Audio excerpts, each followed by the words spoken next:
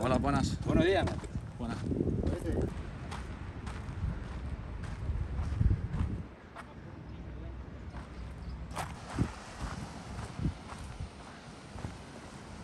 Any ideas? Tough one. See that there? Montaña Roja. Translates to Red Mountain.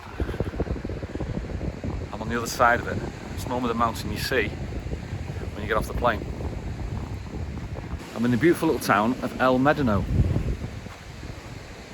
Nice little walkway along the front once you get to it. It's like a boardwalk style, very surfing. Home of the surf really, home of the kite surfers, wind surfers, any type of, well, anything except normal surfing. Because the waves aren't that big, but it's extremely windy. And with it being so windy, I think they've held World Championship kite surfs and stuff like that around here before. So it's just a nice walk, nice place. Very quiet today compared to how it normally is. I think he's going to be there for a while. Trying to brush the sand off with a dustpan and brush. They're all doing it. They're all doing it. It's a very, very windy place. The way I translate El Medino is it's most probably like Los Cristianos, but for the Spanish. So it's a big holiday destination for the Spanish people to come to. It's almost if they've said to the British, okay, or to the foreigners, you can have Los Cristianos, that's yours. But we're having El Medino. And it's just got a really nice feel about the place. This boardwalk is fairly new, last 5, maybe 10 years. It's almost like double the size of Medino. Made it twice as large. It's basically 2 coves, and then when you get around the corner, which I'll walk to and show you, it gets really rough on the other side because you're coming around the corner of the island now, and you get a lot of windsurfers over that side. It's got such a nice vibe about the place, it really has. It's just, for me personally, I could spend an afternoon in El Medino. I don't think it's a full daytime thing because of the size of it. It's even though the main coast is about the size of Los Cristianos, the actual town itself isn't. So therefore you've seen it pretty much in half a day. But it's got a lovely little vibe about the place, it really has. Black beaches, normal Canarian sand. Everyone's used to. Everyone's just out getting coffees and chilling, you know. That was my plan too until I got a telephone call off my sister. She wants me to do a little bit of work for her on the computer. So straight after this I'll be going straight back. But there we go. Again, you're not clean again, are you? Look at you. That's better. That's better. It's got a great square. It's got a beautiful little square. But they normally have put things on like shows and music and fiestas, which is really nice. There's normally something going on there most weekends. And they've got this little shopping street that I'm going to take you up now, which is nice as well. Well, that's a shirt, isn't it? That's a shirt, look at that. Shirt and half, that. He's not a secret ninja, is he? With a shirt like that, he'll be spotted rather quickly. So that's the first cove done already. Out of the wind, so I can talk a little bit more. Can't believe it, 2nd December. Yesterday was the 1st. I got Whamageddon already. Whamageddon. Have you heard about that? How long you can go without hearing Last Christmas by Wham. I think the year before I got to about 14 days. This time I got on day 1. Turned the radio on, boom, there it was. Last Christmas. I'm like, I can't get myself in this weather.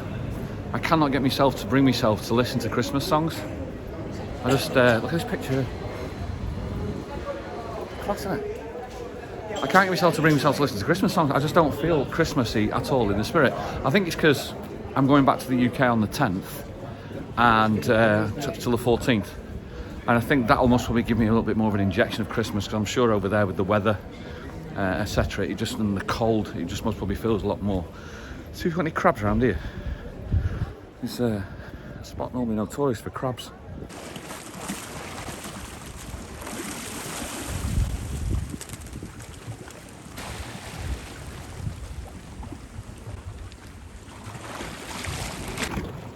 They're tiny today, normally they're a lot bigger than that. They're a bit spooky, aren't they? Black crabs and the way they move. And then they almost, if they see you, so they go scuttling off and hiding, so it's a little bit like that. But you normally find it in that bit there. If you come to Medno, that's where the crabs are. So, Whamageddon, Christmas, not feeling it. Shelley comes back tomorrow, and she's already talking about, she's already talking about the Christmas present she's already bought me. And I've done nothing. It's the 2nd of December. It's like, I'm only more organising this. The issue I've got, right, is I think it's about our 4th Christmas together now, maybe a 5th. I don't know. I'm a bloke. I don't keep count. Sorry. But the first Christmas is together. You're in love, as we still are. But you go all out, don't you? You go literally all out to try and impress. So you push your boat out. Boom. You go and do your best Christmas you possibly can. And then you've got to top it. Again and again and again. So, unnecessary pressure. Oh, by the way, if you ever come here and you want a restaurant to eat, that is a great one. El Timon. It is, it's fantastic. It's worth it. You get to sit on the balconies outside, overlooking the sea. It's absolutely tremendous. Definitely worth a visit. That's the one there me and Shelley normally end up going to. They're the one next to it as well, Playa Chica. Next to it. So anyway, you do all this, and you've pushed your boat out and done your best possible Christmas you possibly can on Christmas number 1, and then you've got to top it again and again and again.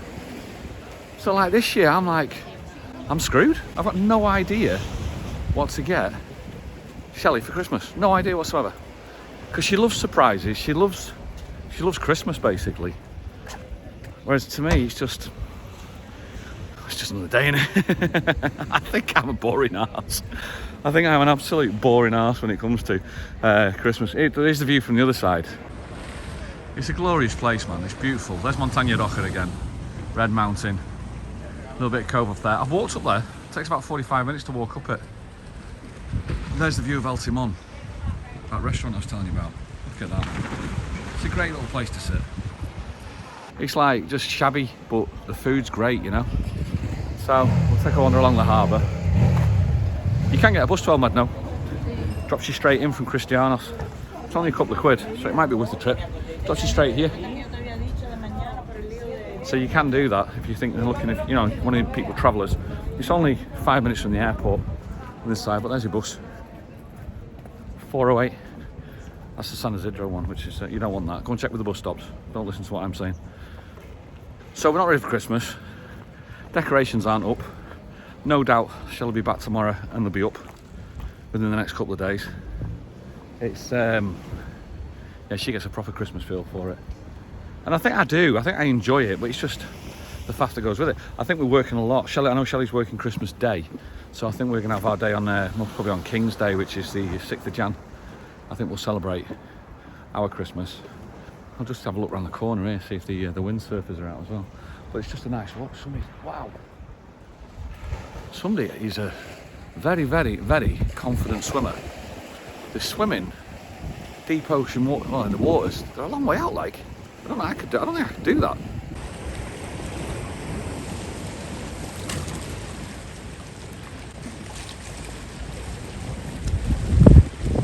That is a long way out to sea.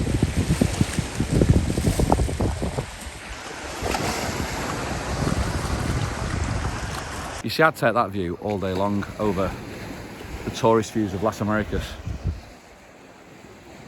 or Adeje. I think these views are just more rural, more natural. So she'll most probably have the tree up for the next 2 or 3 days. she'll be getting all excited about Christmas. She's already bought us presents. In other words, she's out of the blocks quicker than me. And I've still not got any idea what to get her. So, it normally always tends to come good in the end, but it's not great. This year, I don't feel like I'm ready at all this year. Well, now you're getting on. Are you guys all right? How's it going for you guys? I hope Christmas is a nice time for you. I know it can be tough for some people as well. So, but I hope you have a nice one, whatever you get up to. I'll walk all the way to that. No, I'll walk around the corner and show you. I want to see if it's there yet. If it's started to happen, something's happening. The kids normally tend to jump off this pier in the weekends when the tide's in. Anyway, they'll go to the end of this pier and jump off it. That's their idea of a Saturday afternoon of fun.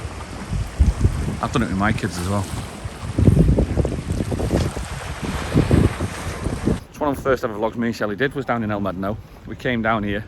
We brought Rolo as well, but Rolo's only a pup, and he literally ripped Shelley's nail just before she got in the car. And we came down here, started trying to film, and I'm like, smile, smile, and she was in agony. God bless them. The nail was bleeding. She was, her nail was bleeding. Oh, it is working, yeah, what I was thinking. And it was like, smile for the camera, and we tried to do it. It's the first vlog.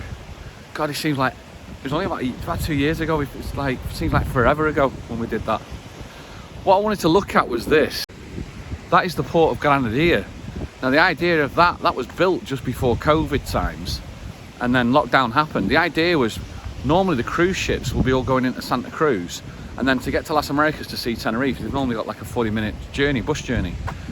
Whereas they decided to build a port there, and the idea then it's only like a 20-minute journey to get to Las Americas for the tourists. It's never been used though. It's been used for like most probably industrial stuff, like for Mercadona, the supermarkets.